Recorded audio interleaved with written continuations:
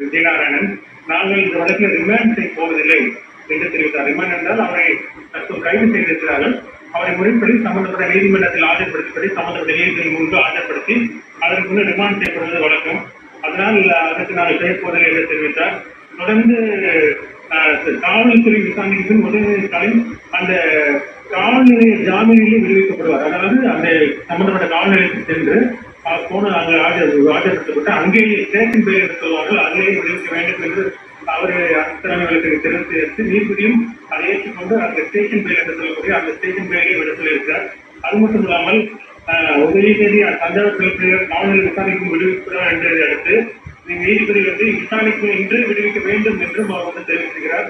அது மட்டும் இல்லாமல் அந்த காவல்துறை விசாரணைக்கு முழுமையான ஒத்துழைப்பு கொடுக்க வேண்டும் என்றும் உதயநிதிக்கு நிபந்தனை இருக்கிறார்.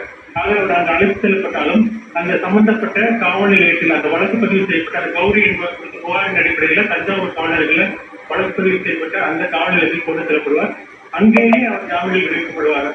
அங்கு ஜாமீன் விடுவிக்கப்பட்ட பின் அங்கிருந்து சிறைக்கு வந்துடுவார். ஆக இன்றைக்கு அவர் எந்த அடுத்த கட்ட நடவடிக்கை எடுக்கப்பட மாட்டாது என்ற உறுதியை காவல்துறை தரப்பில் சென்னை உயர்நீதிமன்றத்தில் நீதிபதி கிளம்பிற்கு முன்பு அடுத்த தரப்பு வழக்கறிஞர்கள் தெரிவித்திருக்கிறார்கள். ரமேஷ், இப்போ உதயநிதி ஸ்டாலின் அவர்களை தஞ்சாவூர் காவல் நிலையத்தில் எந்த காவல் நிலையத்தில் வழக்கு பதிவு செய்யப்பட்டதோ அங்கே ஜாமீன்ல விடுவிப்பாங்க அப்படின்னா அந்த ஜாமீன் அவர் திருப்பி அந்த காவல் நிலையம் செல்ல வேண்டிய அவசியம் ஏதாவது நிபந்தனைகள் ஏதாவது இருக்கா? இந்த முழுமையான ஜாமீன் அந்த மாதிரி நிபந்தனைகள் எதுவும் விதிக்கப்படவில்லை. ஏனென்றால் அது முதல் கட்ட விசாரணையிலேயே அவருக்கு விசாரணை என்பது ஏற்கனவே இந்த வழக்கு என்பது முன்ஜாமீன் மனுவாக காலையில தாக்கல் செய்வதற்காக தான் முறையீடு செய்யப்பட்டது. ஆனால் நீதிபதி என்ன தெரிவித்தார் என்றால், நீங்கள் வழக்கு விசாரணை மனுவாக தாக்கல் செய்யுங்கள், நான் பிற்பகலில் விசாரணைக்கு எடுத்துக்கொள்கிறேன். அதுவரை பிற்பகல் 12 மணி வரை அவரை கைது செய்ய வேண்டாம் என்று சம்பந்தப்பட்ட காவல்துறைக்கு அறிவுறுத்துங்கள் என்று அரசு வழக்கறிஞருக்கு அவர் தெரிவித்திருந்தார்.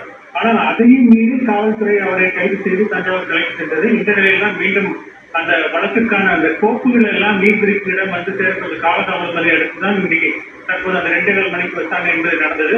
விசாரணை தொடங்கிய உடனேயே சம்பந்தப்பட்ட அரசு தரப்பு வழக்கறிஞர் தலைமை வழக்கறிஞர் விஜயநாராயணன், நாங்கள் அவரை கைது செய்து அழைத்து சென்றாலும் கூட நாங்கள் ரிமாண்ட் செய்ய மாட்டோம், அதாவது அவரை சம்பந்தப்பட்ட நீதிமன்றத்தில் ஆஜர்படுத்தி அதன் பின்பு அங்கு நீதிமன்ற காவலர்களோ அல்லது காவல்துறையினர் போலீஸ் காவலர்கள் போல பல நடைமுறைகள் இருக்கிறது. அந்த நடைமுறை பின்பற்றப்பட மாட்டாது என்கிற ரீதியில அவருடைய வாதம் என்பது அமைந்தது. அதன் அடிப்படையில் அவர் உடனடியாக இன்றை விடுவிக்க வேண்டும் என்று நீதிபதி உத்தரவிட்டிருக்கிறார். ஆக அது சம்பந்தப்பட்ட காவல் நிலையத்தில் அழைத்து செல்லப்படுவார். அங்கு நடைமுறையை முடித்த பின்பு வழக்கமான நடைமுறை